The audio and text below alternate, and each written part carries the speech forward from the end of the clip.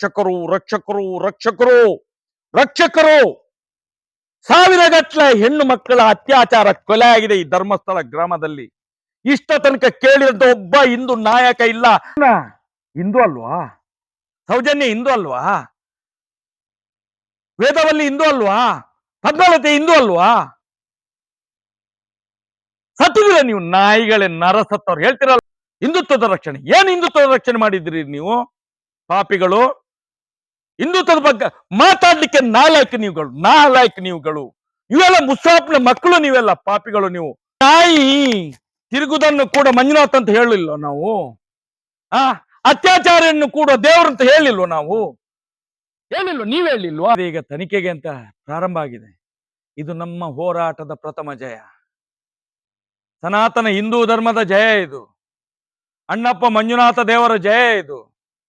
ಅಲ್ಲಿ ಅಣ್ಣಪ್ಪ ಮಂಜುನಾಥ ಇದ್ದಾರೆ ಅನ್ನುವಂತ ಒಂದು ಸಣ್ಣ ಸೂಚನೆಯನ್ನು ಕೊಟ್ಟಿದ್ದೀರಿ. ನಾವಿದ್ದೇವೆ ಧರ್ಮಸ್ಥಳದಲ್ಲಿ. ಇನ್ನು ಮುಂದಕ್ಕೆ ಪ್ರಾರಂಭ ಆಗ್ತದೆ. ಏನೇನಾಗ್ಬೇಕು, ಏನೇನು ಹೋಗ್ಬೇಕು ಬಿಡ್ತಿದ್ರಲ್ಲ ಬೀದಿ ನಾಟಕ. ಅರೆ ಪಾಪಿ ನಾಯಿಗಳು, ನೀವೀಗ ಅಲ್ಲಿ ಬೀದಿ ನಾಟಕ ಮಾಡ್ತಾ ಇಲ್ವಾ? ಯಾಕೆ ಬೀದಿಯಲ್ಲಿ ಸಾಯ್ತೀರಿ? ಕೋಟಿಲ್ವ ನಿಮ್ಗೆ? ಡಬಲ್ ಮರ್ಡರ್ ಹೇಗೆ ಆಗಿದೆ? ಯಾರು ಮಾಡಿದ್ದು? ಅದರ ಕಂಪ್ಲೇಂಟ್ ಯಾರು? ಯಾಕಾಯ್ತು ಡಬಲ್ ಮರ್ಡರ್? ಯಾವಾಗ ಈ ಅತ್ಯಾಚಾರಿಗಳು, ಈ ಕೊಲೆಗಡುಕರು ಸಾಯ್ಬಾರ್ದಿವ್ರು ಜನರ ಎದುರುಗಡೆ ಚೀ ತೂ ಅಂತ ಹೇಳಿ ನರಳಿ ನರಳಿ ನರಳಿ ನರಳಿ ಬದುಕುವುದನ್ನು ನೋಡುವ ತನಕ ನಮ್ಮ ಆಕ್ರೋಶ ಕಮ್ಮಿ ಆಗುವುದಿಲ್ಲ. ಸರ್, ಕಾರ್ಯಕ್ರಮಕ್ಕೆ ಆತ್ಮೀಯ ಸ್ವಾಗತ. ಸೌಜನ್ಯ ವಿಚಾರದಲ್ಲಿ ಆವೇಶಭರಿತವಾಗಿ ಮಾತಾಡ್ತಿದ್ದ ಮಹೇಶ್ ಶೆಟ್ಟಿ ತಿಮ್ಮಡಿಯವರು ಇತ್ತೀಚಿನ ದಿನಗಳಲ್ಲಿ ಮೌನವಾಗಿದ್ದಾರೆ.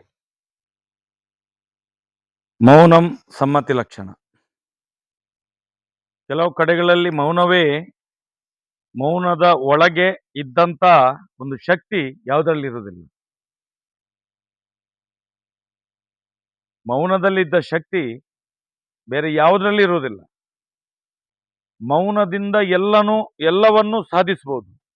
ಅದನ್ನು ತಿಳ್ಕೊಂಡವ್ರು ನಾವು. ಯಾಕಂತ ಹೇಳಿದ್ರೆ ನಮ್ಮ ಜೀವನದ ಉದ್ದಗಲಕ್ಕೂ ನಾವು ಹೋರಾಟವನ್ನೇ ಮಾಡ್ಕೊಂಡು ಬಂದವರು. ಹೋರಾಟವನ್ನು ಮಾಡ್ಕೊಂಡೇ ಬಂದವರು ಇಲ್ಲಿ ತನಕ. ಇವತ್ತಿನ ತನಕ ನಮ್ಗೆ ನಿರಂತರವಾಗಿ ನಮ್ಗೆ ಒಂದು ವಿಶ್ರಾಂತಿ ಅನ್ನುವಂಥದ್ದಿಲ್ಲ. ಹೋರಾಟವನ್ನೇ ಮಾಡ್ಕೊಂಡು ಬಂದವರು. ಯಾವತ್ತು ನಮ್ಮ ಯೌವನ ಪ್ರಾರಂಭ ಆಗಿದೋ 15-16 ವರ್ಷದಿಂದ ವಯಸ್ಸಿನಿಂದ ಹಿಡಿದು ಇಲ್ಲಿ ತನಕ ಹೋರಾಟದ ಒಂದು ಇದ್ರಲ್ಲೇ ಬಂದವರು ನಮ್ಗೆ. ಅದಕ್ಕೆ ಮೌನ ಅಂತ ಹೇಳಿದ್ರೆ ಮೌನವೂ ಕೂಡ ನಮ್ದು ಹೋರಾಟ. ಮೌನವೇ ಹೋರಾಟ ನಮ್ದು. ಮಹೇಶ್ ಶೆಟ್ಟರನ್ನು ಬೇರೆ ಯಾರು ಕಟ್ಟಿ ಹಾಕ್ಲಿಲ್ಲ. ನಮ್ಮನ್ನು ಕಟ್ಟಿ ಹಾಕೋರು ಹುಟ್ಲೇ ಇಲ್ಲ ಈ ಭೂಮಿಯಲ್ಲಿ. ಕಾನೂನು ಕಟ್ಟಿ ಇಲ್ಲಪ್ಪ. ಕಾನೂನು ಏನು? ಕಾನೂನು ಅದ್ರ ಕೆಲಸ ಮಾಡ್ತದೆ. ನಮ್ಗೇನಾಗಿದೆ ಅಂತ ಹೇಳಿದ್ರೆ ಕಾನೂನಿನ ಹಿಂದ್ಗಡೆ ಹೋಗ್ಲಿಕ್ಕೆ ದುಡ್ಡಿನ ಕೊರತೆ ಇದೆ. ನಮ್ಗೆ ಆರ್ಥಿಕ ಪರಿಸ್ಥಿತಿ ಸರಿ ಇಲ್ಲ. ಇಲ್ಲಾದ್ರೆ ಕಾನೂನಲ್ಲಿ ನಾವು ಕೂಡ ಮಿಂದು ಬರ್ಬೋದು. ಮೌನವಾಗಿ ಕೂತದಕ್ಕೆ ಅಪವಾದಗಳು ಬರ್ತಾವ. ದುಡ್ಡು ತಗೊಂಡು ಕೂತಿದ್ದಾರೆ, ದುಡ್ಡು ಕಡಿಮೆ ಆದದಕ್ಕೆ ಹೋರಾಟ ಮಾಡಿದ್ರು ಅಪವಾದವೇ, ಸುಮ್ನೆ ಕೂತ್ರು ಅಪವಾದವೇ, ನಿದ್ದೆ ಮಾಡಿದ್ರು ಅಪವಾದವೇ, ಜಾಗರಣೆ ಕೂತ್ರು ಅಪವಾದವೇ. ಇದು ನಮ್ಮ ಈ ಸಮಾಜದ, ಈಗಿನ ಸಮಾಜದ ಆಧುನಿಕ ಯುಗದ ಒಂದು ಜಾಯಮಾನ. ಅದು ಸುಮ್ನೆ ಕೂತ ತಕ್ಷಣ ಹೋರಾಟಕ್ಕೆ ದುಡ್ಡು ಬರ್ತಿಲ್ಲ ಅಂತ ಹೇಳ್ತಾರೆ. ಕೆಲವರು ಹೇಳ್ತಾರೆ, ಅದನ್ನೇ ಇಟ್ಕೊಂಡು ಹೇಳ್ತಾರೆ ನಿನಗೆ ದುಡ್ಡು ಜಾಸ್ತಿ ಕೊಟ್ಟಿದ್ದಾರೆ ಅಂತ ಹೇಳಿ. ಒಂದು ಕಡೆಯಲ್ಲಿ ದುಡ್ಡು ಬರುವುದಿಲ್ಲ, ಅದಕ್ಕೆ ಹೋರಾಟ ನಿಲ್ಲಿಸ್ತಾರೆ ಅಂತ ಹೇಳ್ತಾರೆ. ಮತ್ತೊಂದು ಕಡೆಯಿಂದ ಹೇಳ್ತಾರೆ ದುಡ್ಡು ಜಾಸ್ತಿ ಆಗಿದೆ, ಅದಕ್ಕೋಸ್ಕರ ಹೋರಾಟ ನಿಲ್ಲಿಸ್ತಾರೆ, ದುಡ್ಡು ಜಾಸ್ತಿ ಕೊಟ್ಟಿದ್ದಾರೆ ಅಂತ ಹೇಳಿ. ಯಾವ್ದನ್ನ ನಂಬ್ತೀರಿ ನೀವು? ಹಾಗಾದ್ರೆ ಹೋರಾಟ ಯಾಕೆ ನಡೀತಿಲ್ಲ ಅನ್ನೋ ಉತ್ತರ ಮೌನ ಮಾತ್ರ. ಮೌನದ ಉತ್ತರ ಈಗ ನೋಡಿ ಸಿಕ್ತಲ್ಲ ಉತ್ತರ. ನಿನ್ನೆ ಮಧ್ಯಾಹ್ನ ಆರ್ಡರ್ ಆಯ್ತು. ಯಾವ ಕೇಸು? ಸೌಜನ್ಯಗಳ ಕೇಸಿಗಿಂತ 20 ದಿವಸ ನಡೆದಂತ ಬರ್ಬರವಾದಂತ ಒಂದು ವೃದ್ಧ ಸಹೋದರ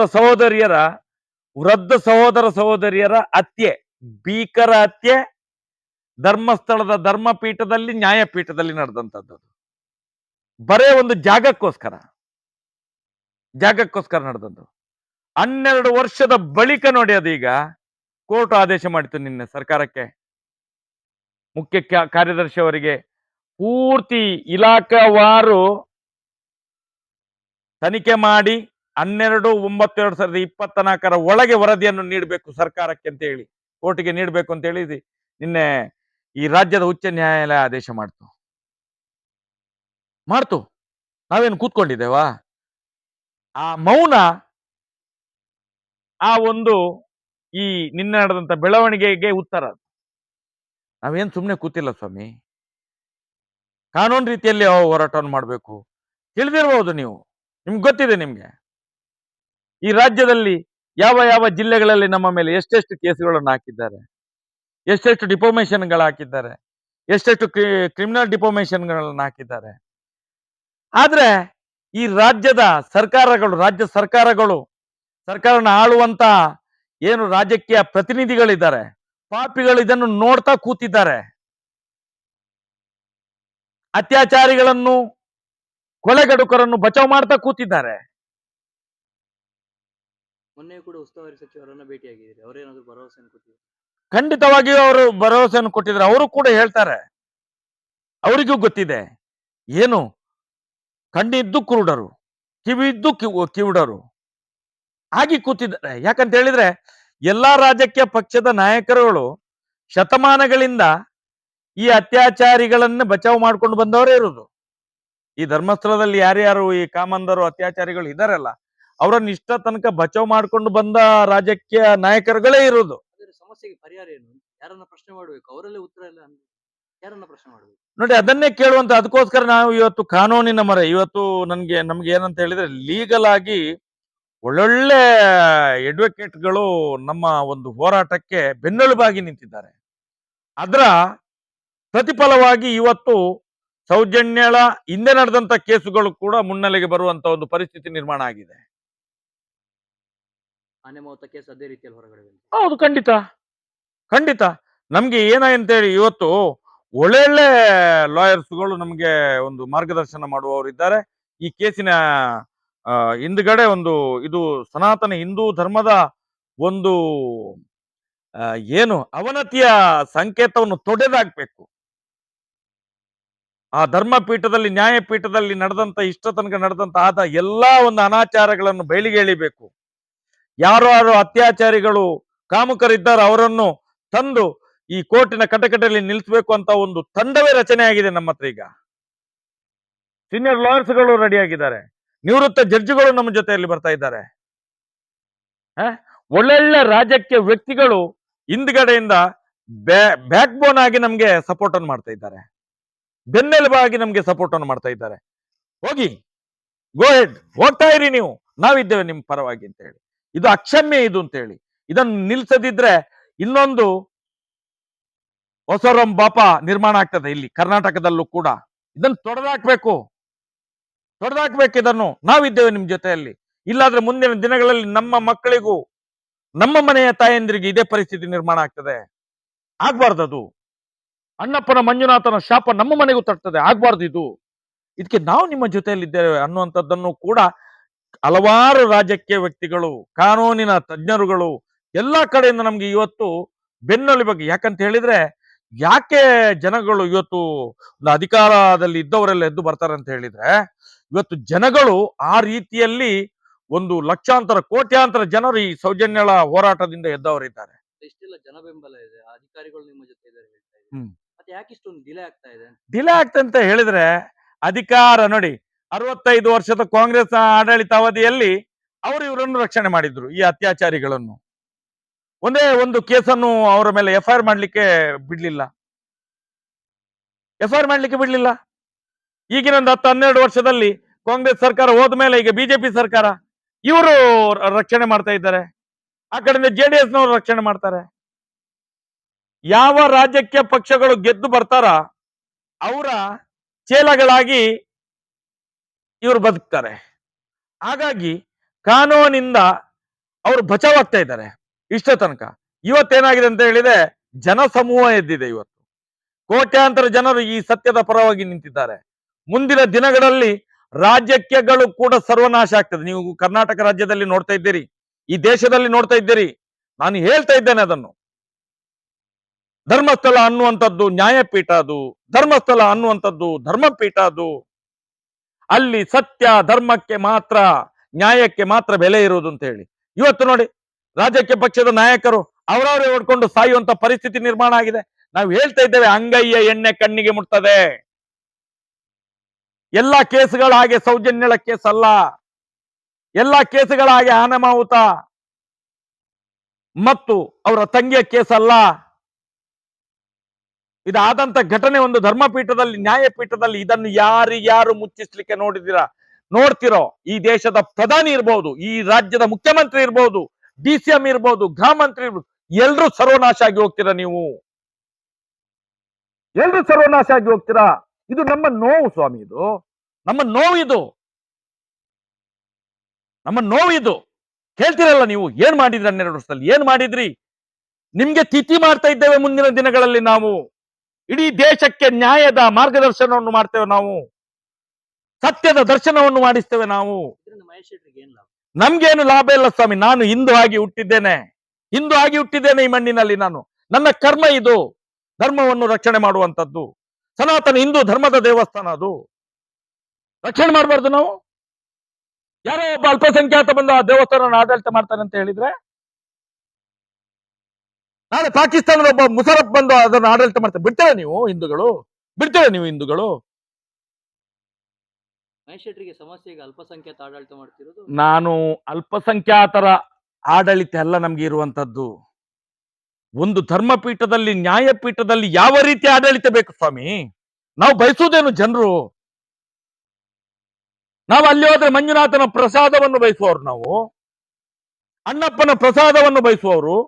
ಇವತ್ತು ಏನು ಅಲ್ಲಿ ಅತ್ಯಾಚಾರದ ಕೊಡುಗೆಗಳು ಆಗ್ತಾ ಇದೆ, ಧರ್ಮಸ್ಥಳದಲ್ಲಿ ಮಾರಣ ಹೋಮ ಆಗ್ತಾ ಇದೆ, ಅಲ್ಲಿ ಜನರ ಹತ್ಯೆ ಆಗ್ತಾ ಇದೆ, ಅಲ್ಲಿ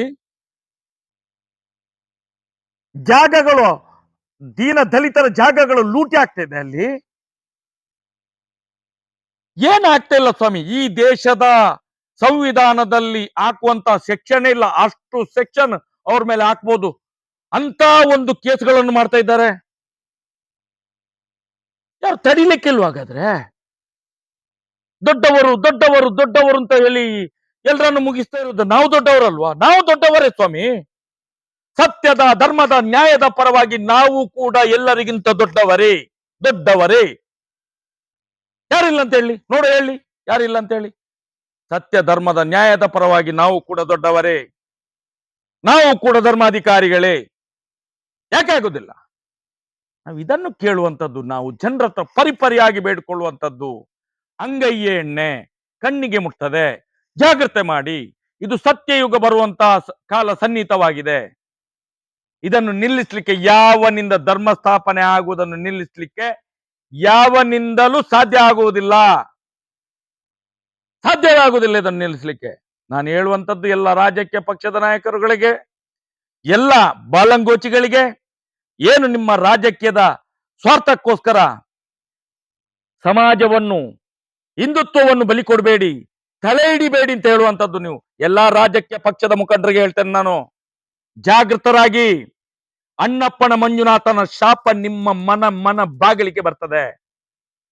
ನೋಡ್ತಾ ಇದ್ದಾರೆ ಕಣ್ಣಲ್ಲಿ ಕಣ್ಣು. ನಾನು ಹೇಳ್ತಾನೆ ಇದ್ದೆ, ಎಲ್ಲಾ ರಾಜಕೀಯ ಪಕ್ಷದ ನಾಯಕರುಗಳಿಗೆ ಹೇಳ್ತಾ ಇದ್ದೇನೆ, ಕಿವಿ ಕೊಟ್ಟು ಕೇಳಿ. ನೀವು ಸರ್ವನಾಶ ಆಗಿ ಹೋಗ್ತೀರಿ, ನೀವು ಸರ್ವನಾಶ ಆಗಿ ಹೋಗ್ತೀರಿ.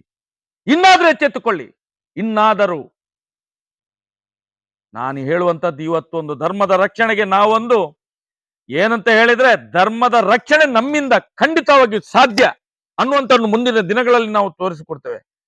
ಏನಂತ ತಿಳ್ಕೊಂಡಿದ್ದಾರೆ? ಸುಮ್ನೆ ಕೂತಿದ್ದಾರೆ.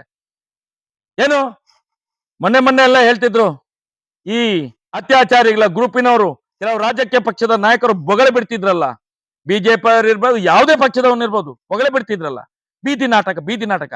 ಅರೆ ಪಾಪಿ ನಾಯಿಗಳು, ನೀವೀಗ ಅಲ್ಲಿ ಬೀದಿ ನಾಟಕ ಮಾಡ್ತಾ ಇಲ್ವಾ? ಯಾಕೆ ಬೀದಿಯಲ್ಲಿ ಸಾಯ್ತೀರಿ? ಕೋಟಿಲ್ವ ನಿಮ್ಗೆ? ಯಾಕ್ರಿ ಜನಸಾಮಾನ್ಯರಿಗೆ ತೊಂದರೆ ಕೊಡ್ತಿದ್ರಿ ಮಾರ್ಗದಲ್ಲೆಲ್ಲ ಹೋಗೋರಿಗೆ ಬರುವವರಿಗೆ? ಈಗ ನಿಮ್ಮ ತಲೆಗೆ, ಅರೆ ನಮ್ಗೆ ಹೇಳಿ ಹೇಳಿ ನೀವು ಬೀದಿಗೆ ಇಳ್ತಿದ್ರಲ್ಲ ಪಾಪಿಗಳೀಗ, ನೀವು ಬೀದಿ ಬಿಕಾರಿಗಳಾಗಿದ್ದೀರಲ್ವಾ? ಬರೇ ಕುರ್ಚಿ ಉಳಿಸಿಕೊಳ್ಳಿಕ್ಕೆ.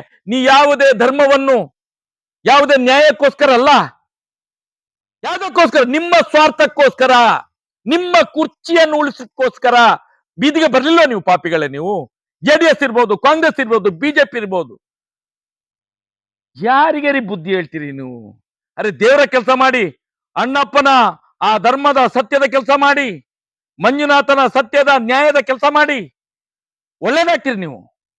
ನಿಮ್ಮ ಸಂತಾನ ಕುಟುಂಬ ಒಳ್ಳೇದಾಗ್ತದೆ. ಆ ಮಗುವಿಗೆ ನ್ಯಾಯ ಕೊಡಿಸಿ. ಅದ್ರ ಜೊತೆಯಲ್ಲಿ ಡಬಲ್ ಮರ್ಡರ್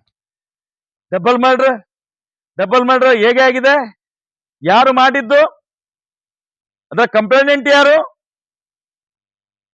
ಯಾಕಾಯ್ತು ಡಬಲ್ ಮರ್ಡರ್? ಅದನ್ನು ಕೂಡ ಫೇಕ್ ಅಂತ ಹೇಳ್ತಾ ಹಾ? ಇದ್ದಾರೆ. ಆರ್ಡರ್ ಏನಾಗಿದೆ ಅದು ಕೂಡ ಫೇಕ್ ಅಂತ ಹೇಳ್ತಾ ಇದ್ದಾರೆ.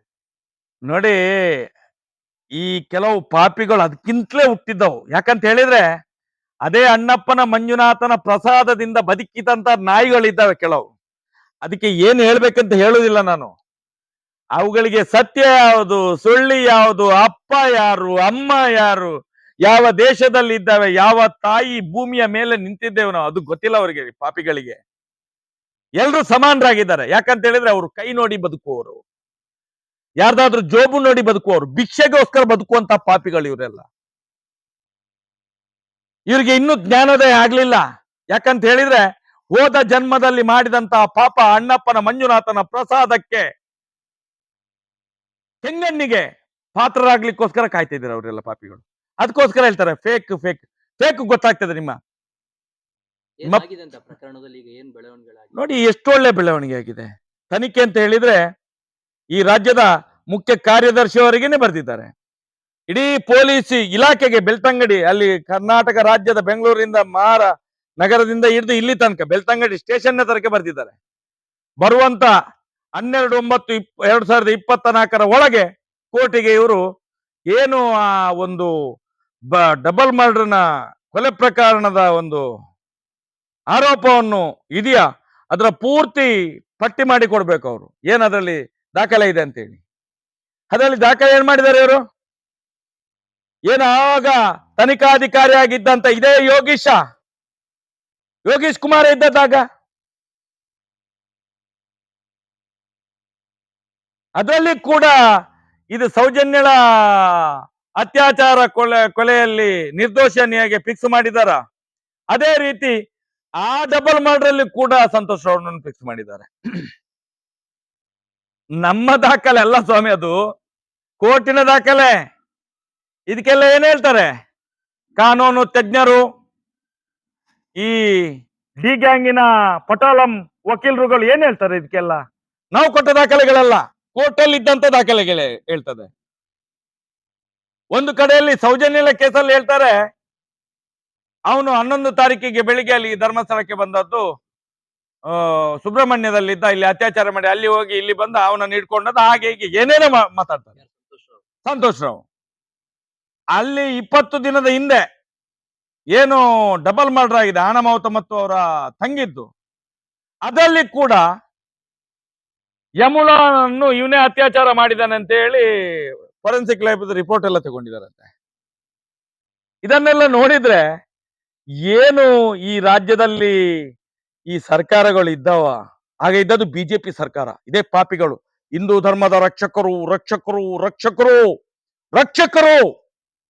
ಸಾವಿರಗಟ್ಟಲೆ ಹೆಣ್ಣು ಮಕ್ಕಳ ಅತ್ಯಾಚಾರ ಕೊಲೆ ಆಗಿದೆ ಈ ಧರ್ಮಸ್ಥಳ ಗ್ರಾಮದಲ್ಲಿ.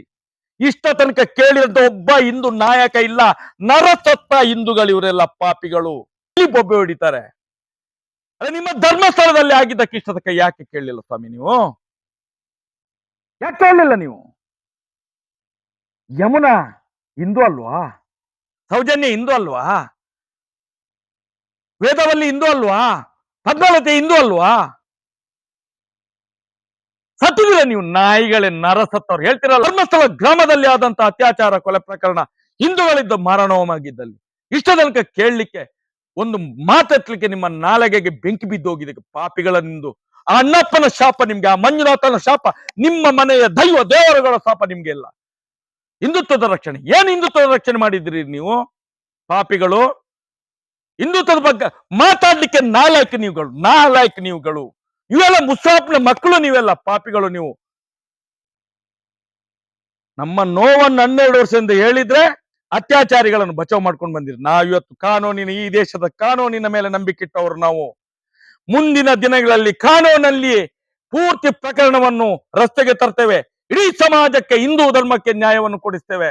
ಒಂದು ಪ್ರಕರಣ ಅಲ್ಲ, ಆ ಧರ್ಮಸ್ಥಳದಲ್ಲಿ ಗ್ರಾಮದಲ್ಲಿ ಆದಂತಹ ಅದೆಷ್ಟೋ ಪ್ರಕರಣಗಳು, ಹಿಂದೂ ದೇವಸ್ಥಾನದ ಪ್ರಕರಣ ಇರ್ಬೋದು, ಸಾವಿರಾರು ದೀನ ದಲಿತರ ಜಾಗವನ್ನು ಒಳಗಾಗಿದೆ, ಅದನ್ನು ಬಿಡುವುದಿಲ್ಲ. ಬಡ್ಡಿ ವ್ಯವಹಾರ ಅವ್ಯಾತವಾಗಿ ಕಾನೂನು ಬಾಹಿರವಾಗಿ ಮಾಡ್ತಾ ಇದ್ರೆ ಅದನ್ನು ನಿಲ್ಲಿಸ್ತೇವೆ. ಇದು ರೀ ಹಿಂದುತ್ವ, ಇದು ಹಿಂದೂ ಧರ್ಮ ರೀ. ಧರ್ಮದ ಬೋಧನೆ ಮಾಡ್ತೀರಿ ಪಾಪಿಗಳು ನೀವು, ಬಿಜೆಪಿ ಬಿಜೆಪಿ ಅಂತ ಹೇಳಿ.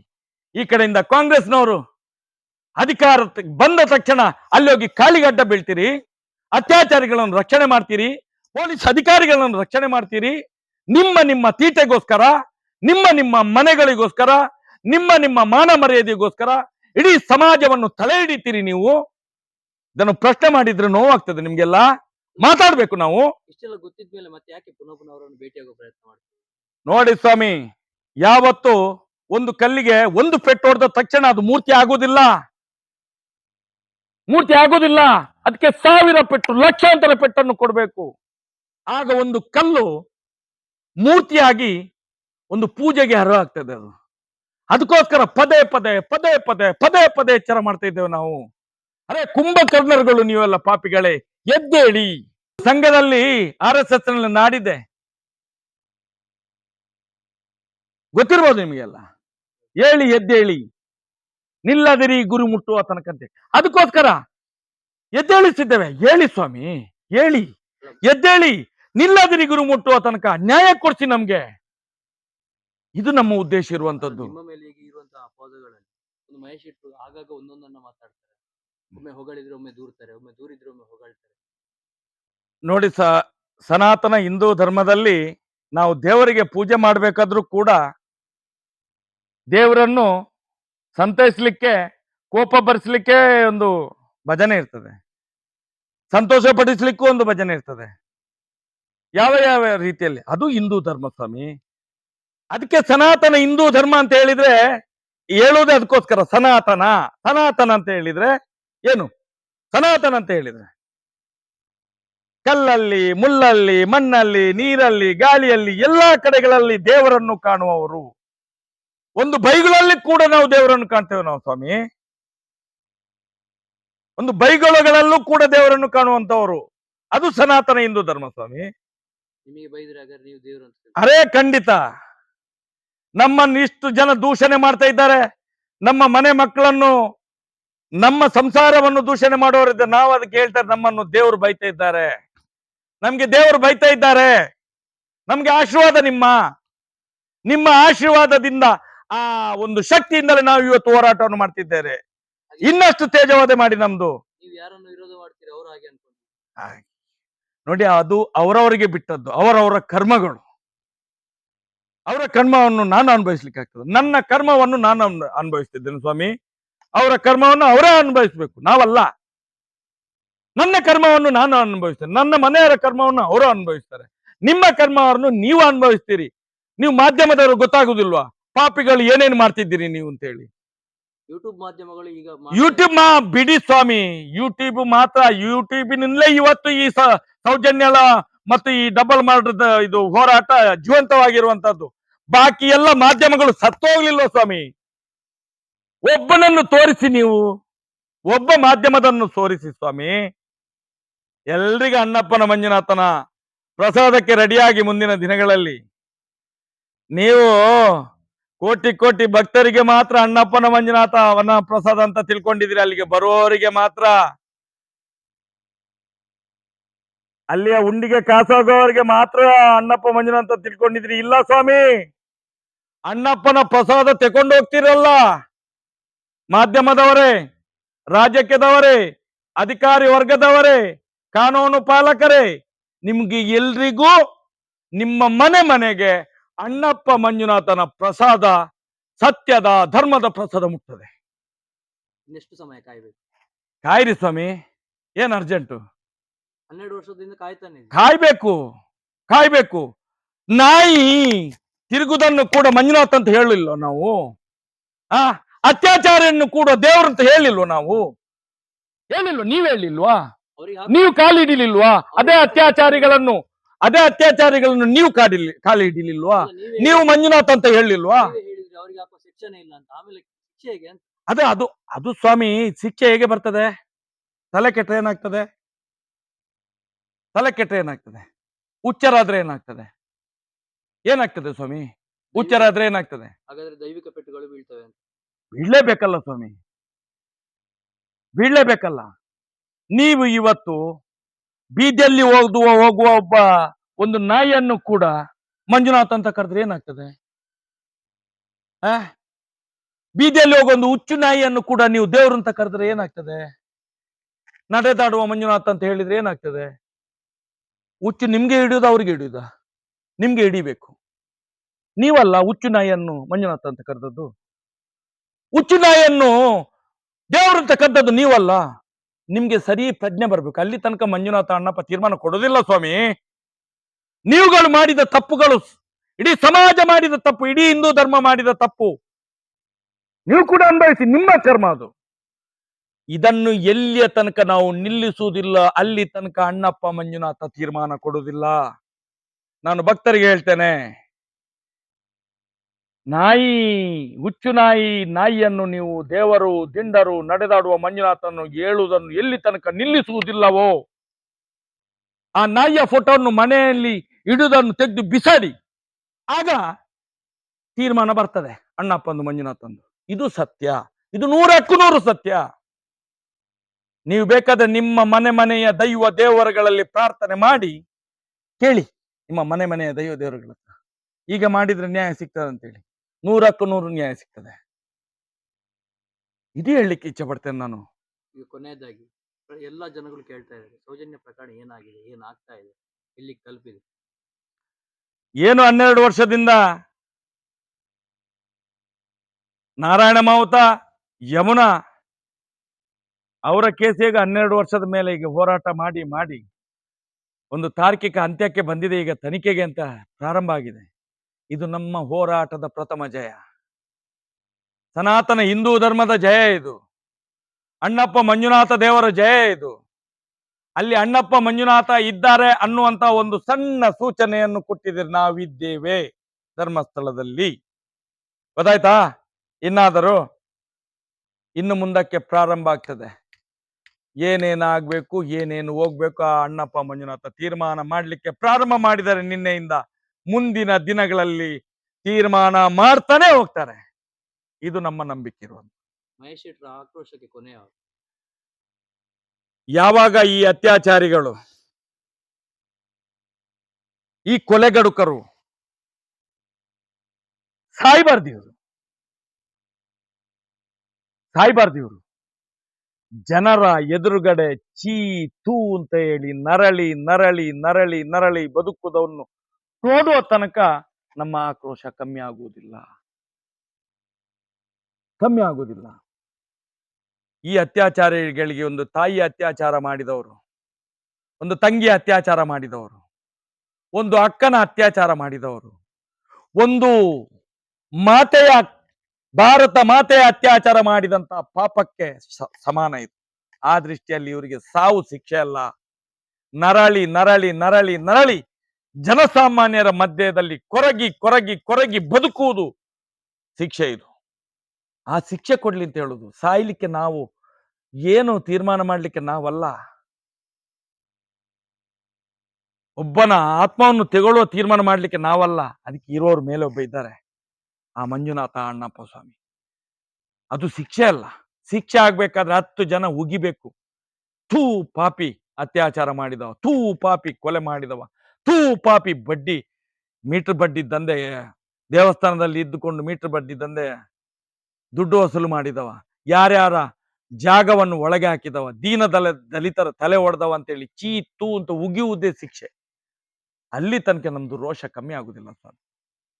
ಇನ್ನೂ ಅವಕಾಶ ಇದೆ ಅತ್ಯಾಚಾರಿಗಳಿಗೆ. ರಸ್ತೆಗೆ ಬಂದು ಇವತ್ತೂ ಕೂಡ ಅಣ್ಣಪ್ಪ ಮಂಜುನಾಥನಲ್ಲಿ ಪ್ರಾರ್ಥನೆ ಮಾಡ್ಲಿ ಅವರು. ನಮ್ದು ತಪ್ಪಾಗಿದೆ ಅಣ್ಣಪ್ಪ ಮಂಜುನಾಥ ಸ್ವಾಮಿ,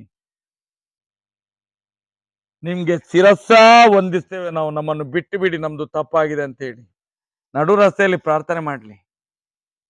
ಅಣ್ಣಪ್ಪ ಮಂಜುನಾಥ ದೇವರು ಯಾವ ರೀತಿಯ ಶಿಕ್ಷೆ ಕೊಡ್ತಾರೆ, ಏನು ಕೊಡ್ತಾರೆ, ಇಲ್ಲಾದ್ರೆ ಖಂಡಿತ ಬಿಡುವುದಿಲ್ಲ ಸ್ವಾಮಿ. ನಿಮ್ಮ ದುಡ್ಡು ಇದಕ್ಕೆಲ್ಲ ಕಾರಣ ಆಗುವುದಿಲ್ಲ. ನಿಮ್ಮ ಈ ಅತ್ಯಾಚಾರ ಕೊಲೆ ಪ್ರಕರಣಗಳಿಗೆ ದುಡ್ಡು ತಡೆಗೋಡೆ ಆಗುವುದಿಲ್ಲ ಸ್ವಾಮಿ.